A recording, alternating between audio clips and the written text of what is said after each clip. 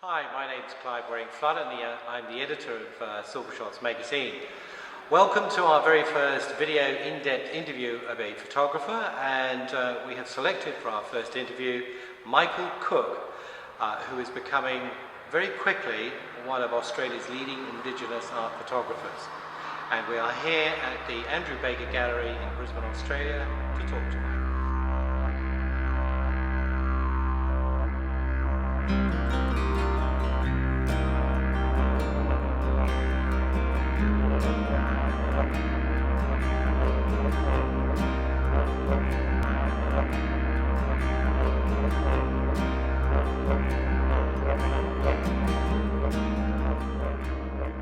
What exactly was it that actually made you think you'd leave the world of commercial photography and move into art photography?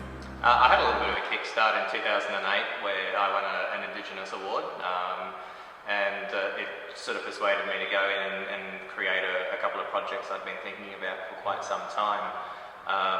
Main reason being that what the art industry does is give me full control over what I want to do from beginning to end. A lot of the other industries that I've worked in I've never had complete control over what I wanted to produce, with working with either clients or having to answer to clients or agencies or so on. So working in the art industry has given me that control to be able to create the projects that I want to do, which was the main reason I went into it.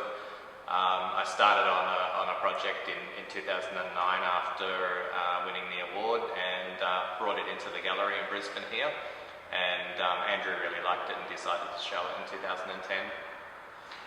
Now, historically, art has always been sort of seen as an area where you require a huge amount of financial support because there's never been the same sort of income generated from art.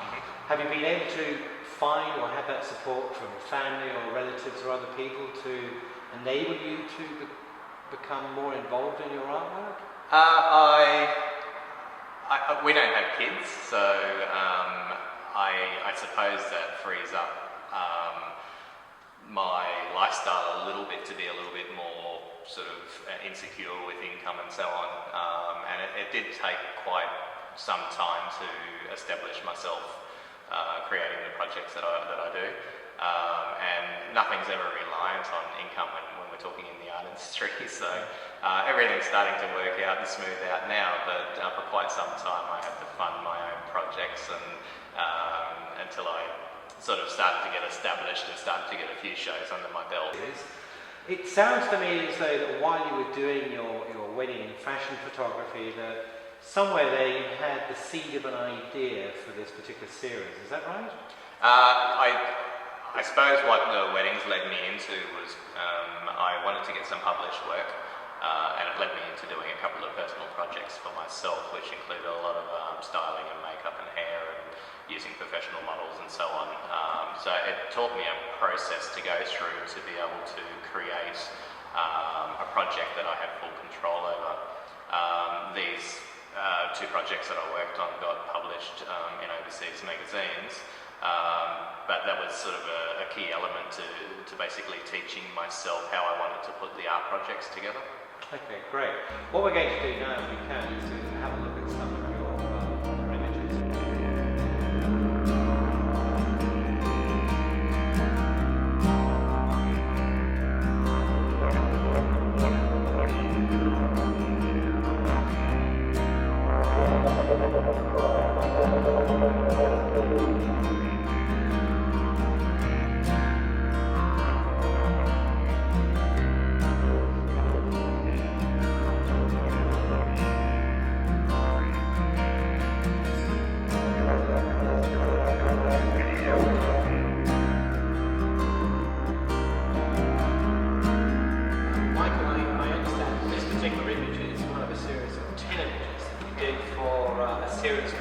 That's right. And I must admit I find this very amusing because of the fact that you're highlighting the fact that undiscovered is very much a European thing, because of course the Aborigines were already here.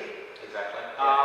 So it wasn't exactly undiscovered, and what I find fascinating about this series is that you seem to have almost changed the course of history by saying, what if? And maybe it's a play upon your name, because one of the images you have Captain Cook actually landing with the tall ship in the background. Yeah. There's quite a lot of symbolism in all of your images. Where do you come up with the ideas for these things? With this project, I actually come up with the title name first, Undiscovered. It was about European settlement and the fact that they come to a country that was already occupied. So in a light-hearted way, I reversed the name to Undiscovered rather than the discovery of Australia, and decided to dress an Indigenous person in the typical sort of red coat outfits and so on that the first Europeans wore when they arrived in Australia. As far as the props and everything go that I've used in the images, it's a series of 10 images that tell a story. And I actually shot it in my old hometown of Hervey Bay and went to where I used to live and raided the shed and used, there's a bicycle in one shot and a ladder in another shot, as you see here. So they're all the old props from our shed that I took out and took down to the beach. I did photograph this out on the mud flats in a scene and didn't end up liking it, so I have replaced some of the backgrounds and so on some of the images to piece it all together. The mission is a very powerful narrative. How much of your own personal family history can you relate to these themes, and also how much of your own personal family history have you actually incorporated into the making of these images?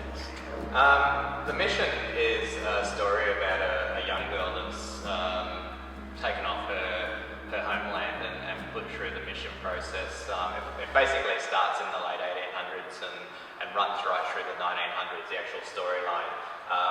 It's also a set of about 10 images again, so it tells a story of this girl taking off her homeland right through the mission period, getting married, having a baby, and the last shot is her going back, leaving the mission and going back to her homeland.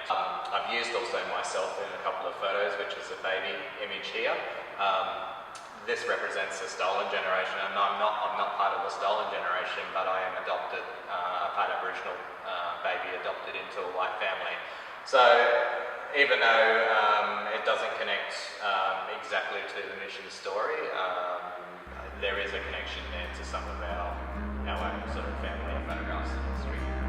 Michael, one of the things that is intriguing, or going to intrigue our readers, is where on earth did you get the idea from to actually obtain images from the 27 Australian Prime Ministers since Federation in 1901 and superimpose images of Aborigines over the top of them? Where did you get this idea from? My mother, like when I was being brought up as a child, my mother used to fight for Indigenous rights. So I've listened to her stories over the years, and a lot of the basis from my ideas come from what she has been teaching me, I suppose, or some of the issues I've seen her deal with over the years. Obviously, the one on the left here is our current Prime Minister, Julia Gillard. Yes. This one that you're holding in your hand there at the moment is... That's Paul Keating. So what I've done is I've put the name and the year that they were in power on the bottom. This one actually isn't instantly recognisable as Paul Keating in terms of the features. No, exactly. But the next one you've got here, Mr. John Howard, is certainly recognisable to a certain extent. And I suppose out of the ones you've shown us so far, the one of Bob Hawke, who's one of the certainly Australia's most flamboyant prime ministers, it's quite unsettling actually to look at these images. He was the first one I did, and the effort there was very minimal effort to actually get this overlay to sit over the photograph. And I thought, originally I was only going to do about 6 or 8 images. And I thought, this is quite easy. So I then attempted to go ahead and do the full 27 Prime Ministers. But someone like Paul Keating whose features are quite heavily European. He's very angular, isn't he? In terms of He has a very, nose very long chin and long nose and so on. So I found it really difficult to retouch some of these. As I said before, Bob Hawke took about 4 minutes. Paul Keating actually took around about 8 attempts over about a 6-week period. Some of the images too, I've actually used women as overlays and on some of the men. I've got a sample back here of one. That has a meaning in itself.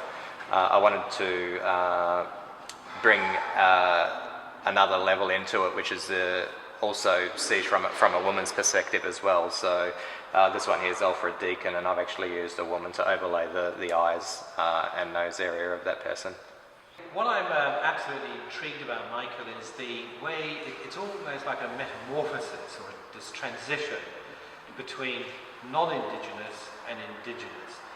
Could you explain to me actually the process that you've used to create this effect? Yes. So basically what we did is overlay Indigenous faces across the top of the original Prime Minister photos from the National Library. And we just kind of moved, and firstly we saw how easy they would sit down onto the original faces. As I said before, some were very easy and some weren't, depending on sort of how European the features were of the original Prime Minister. And then as you can see here, if I lay a print across there, you can actually see the two different faces. Not saying that they all work like that way, but some... Because they almost look as though the camera's been blurred as you were taking the photograph of them. I mean, was that an intention for the transition? Yeah, to get them all to fit in, we've actually sort of double exposed a lot of them so that you see like different faces on some of the images. Like that eye and nose is one face, and then if I pull back up to there like that, you can see the Prime Minister there quite easily. And then down like that you can see the Indigenous face coming into it. That one there works the other way, it works crossways. So that's the Indigenous face, the eyes and the nose and the lips. Okay. And then across that way there you can see the Prime Minister. Now I suppose something that everyone is going to be extremely curious about is that these would be not necessarily contentious but potentially very inflammatory images in terms of what you've done. Most people would consider them politicians, even though we don't love our politicians, but in most countries we have a certain respect for them.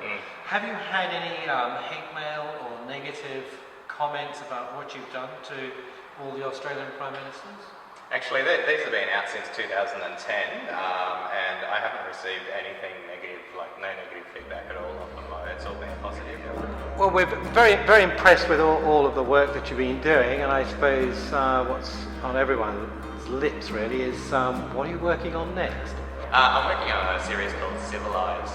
It's to do with the 4 countries that come to Australia through the early 1600s right through to the late 1700s, which was the Dutch, French, Spanish and English, and how they saw the Aboriginal people.